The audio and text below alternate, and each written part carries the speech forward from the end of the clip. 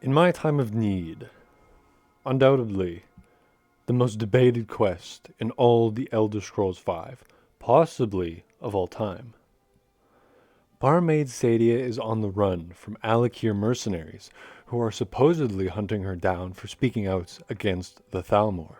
Yet the Alik'r themselves say that she sold out the city of Tanith during the war, and now she must be brought to justice for her crimes. Both sides make a pretty good case, and either one can be equally as convincing when you really take a look at it. But which side should you believe? The desperate barmaid Saadia on the run for speaking out? Or should you trust the honorable warriors, the Alik'r? Clearing the bandit hive earns you Kamatu's respect as a warrior, and he asks that you stay your blade or whatever you may use, so you may discuss in civility. But there are so many different things to consider, so many holes in the argument of each side. So how could we possibly know which one is right? Well, salvete abastris, my fellow lore masters, for that is what we will be getting into today. First off, I've thought about this quest for a long time. Ever since 2016 when I picked up the special edition for the first time. And there really are some large and considerable plot holes in each side of the story. Which sort of leads me to believe that they're both leading you on for another unknown purpose, but we'll get into that later. For now, we'll start with Saadia's side. Like I said, if we're going to believe her side of the story, she's running from the Dominion for speaking out against them, and logically, Skyrim is the safest place for her to go, given the Dominion's lack of influence. But is it? Like, is it really? Let's step back and think for a moment.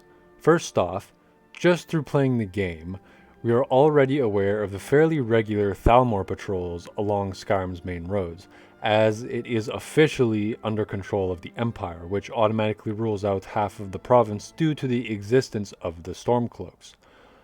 According to the case Saadia is attempting to make, she shouldn't want to go anywhere near the Thalmor-controlled territory. And yet she's staying in Whiterun, which is officially under control of the Empire, which means the Thalmor would have influence and authority there. So why wouldn't she escape to a safer, more anti-Thalmor hold, such as Riften or, I don't know, Windhelm? You'd think this would make sense if she's, trying to escape the Thalmor, but no. She chooses to hide in an Imperial-controlled city where she would be far safer in a place like Windhelm. But to the credit of the citizens of Whiterun, there is a giant statue of Talos in the Cloud District, so the Thalmor probably don't have as much control as they like to think they do. Okay, point conceded, Whiterun. But I still think it would make more sense for her to be in Windhelm. It's by far the safest choice in all of Skyrim. But let's get to the real meat and potatoes of this case. If we just stop and think for a second, just keeping things simple, nothing too complicated, why even leave Hammerfell in the first place? It is by far the safest place she could be, and the two factions civil warring within the province literally signed a peace treaty with each other to deal with the Thalmor.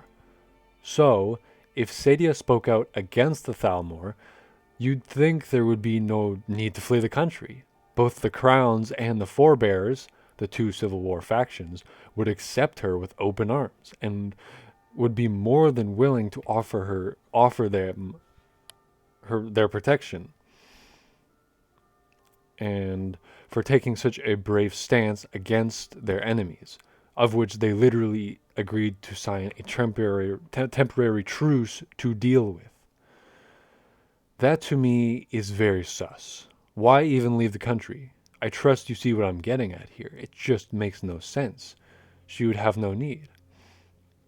Hammerfell is very widely known as one of the only provinces to stand its ground in the Great War.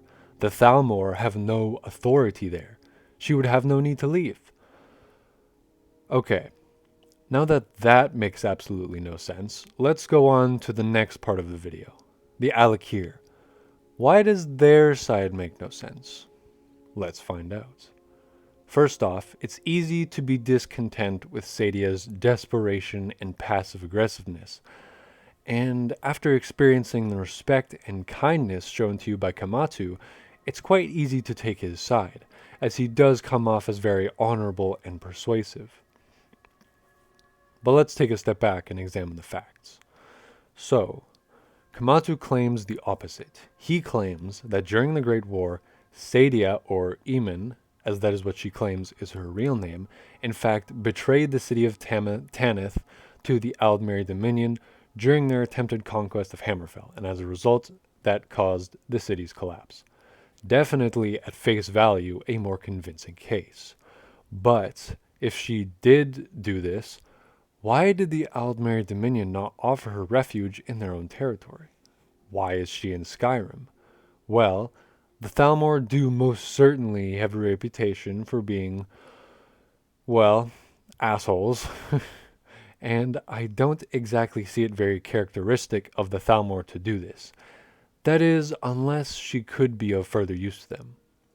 Which is why I think another possibility is far more likely. If Eamon, or Saadia, really did sell Tanith out, perhaps she then went to the Thalmor for protection, for helping them out. But they refused, and told her to F off. But the Thalmor wouldn't really do this. It's just not characteristic of them to help people out who aren't Thalmor. Because for them, allowing Saadia to walk creates a loose end, and telling someone to go F themselves like that, flat out rejecting their request for protection, creates a potential threat, possibly stirring resentment. No. The Thalmor aren't the type of people who appreciate loose ends. So, if they did not offer her a place in their territory, then why have they not killed her and eliminated that loose end, that small potential threat? It would be so easy, even if she didn't approach them seeking refuge. They could have nailed her all the way back in Hammerfell. All it would take is the employment of one single incredibly skilled assassin mercenary. Gods know they have the money. Why go to all this trouble hiring an entire band of Alik'r warriors? It just seems so unnecessary. And it just makes no sense. Alright, let's switch things up for a second and assume that the Alik'r are lying about who hired them. They are not, in fact, hired by the noble house in Tanith, and they are, in fact, hired by the Thalmor to hunt Saadia down for speaking out against the Dominion.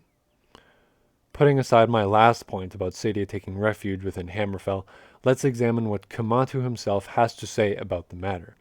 When talking with him, when inquiring that the Alik'r are assassins, Kamatu outright denies this accusation, saying that they are nothing so crass, almost as if the claim is so ridiculous it's a joke to him. But of course, for the purposes of this argument, we believe that he is simply lying, masking his employment by the Thalmor in order to hide their involvement and maintain an effective cover story. But even with all that said, my previous points still stand. If the Alik'r really are in employ by the Thalmor, she has no reason to leave Hammerfell, as the Thalmor have no authority there, and the crowns as well as the forebears would undoubtedly see her as a hero and would be more than willing to offer her protection. Why go to Skyrim, away from her best shot at protection, away from the very people who have the most motivation to protect her? And like I said earlier, why go to Whiterun, an Imperial-controlled city? Why not Windhelm or Riften or any other Stormcloak-controlled hold? It's very confusing. Yet, my friends, there is one more piece of this unsolvable puzzle we must yet examine. If you choose to side with Kamatu and allow him to capture Saadia, a short while after the quest has been completed, if you venture down to the Whiterun crypts, you will find her ashes. The ashes of Saadia. That is awfully strange. Why are her ashes here? I thought she was being transported to Hammerfell to face justice for her crimes. Well, let's hold on a second. Take a look at it this way. Perhaps, if Kamatu was hired by the Thalmor, his real goal was to kill her, and he simply waits until you are out of sight to do so. But is he really that sloppy as to allow her body to be found, confirming her murder, then cremated and her ashes placed in the Whiterun crypts? Why is he not being hunted down for the murder of a Whiterun citizen? Given the Nord's opinions of the Alik'r and their resentments toward them, you'd think they would be quite eager to hunt them down and make them pay. But, in all fairness, she is straight up being captured regardless. So perhaps the authorities of Whiterun are simply okay with all this going down. Or maybe they just don't know it's even happening at all. And to be fair, we never see her actual corpse. For all we know, those ashes in the Whiterun crypt could be the ashes of a skeever, simply labeled Saadia's ashes. There's no way of actually knowing. Maybe it's a tradition the people of Whiterun keep for missing citizens, presuming them dead. Or more unfavorably, a mechanical oversight, though I consider the latter unlikely. But, my fellow lore masters, this Skyrim mystery has plagued the community for almost 11 and a half years now, and I truly believe there is no distinct answer to this terrible mystery until the release of Elder Scrolls 6. And even then, I must admit, I do have my doubts. Which leads us to the final interpretation of this quest, and what is objectively, from a gameplay standpoint at least, the best ending. For the Dragonborn, that is. I think that it is entirely possible that given the plot holes in both sides of the story, they are both bullshitting you. Manipulating the Dragonborn in order to achieve their own unknown ends. To my knowledge, there has been no evidence to support this claim, no proof found that neither Saadia nor the Alik'r are working towards some alternate goal, but this is the only solution that I could possibly think of that makes any sense, given how little sense both sides make. If the Dragonborn chooses to lead Saadia into Kamatu's little trap, waits until he stuns her, and gives you the reward. If the Dragonborn chooses to lead Saadia into Kamatu's little trap, then you must wait until he stuns her and gives you the reward. I read that incorrectly. Then kill him and claim the bonus gold on his corpse. After this, when Saadia wakes up, she will turn hostile, but a simple calm spell of the illusion school will rectify this, and she'll speak with you and reward you for saving her. Unfortunately, after the calm spell wears off, she will become hostile again. So, in order to achieve ultimate victory and really stick it to both manipulative sides, I think it's best to probably just kill her, because it's either that or avoid her for the rest of the game. Best to simply deal with this nuisance now. This way, the Dragonborn takes the ultimate win, playing both sides to his or her ultimate advantage, which is why I believe this ending to the quest is really the only way to ultimately win at the game they are both playing. Each side will reward you with about 500 septims, totaling in at a very handsome 1,250 gold. Though it may be only 1,200 if you aren't a high enough level to get that extra 50 gold on Komatu's corpse. But, my friends, that is all I have for today, for it is my solemn and regretful belief that, as I said, this mystery will most likely go on unsolved until the release of the Elder Scrolls 6. All I have done today is point out how little sense both sides of the story actually make.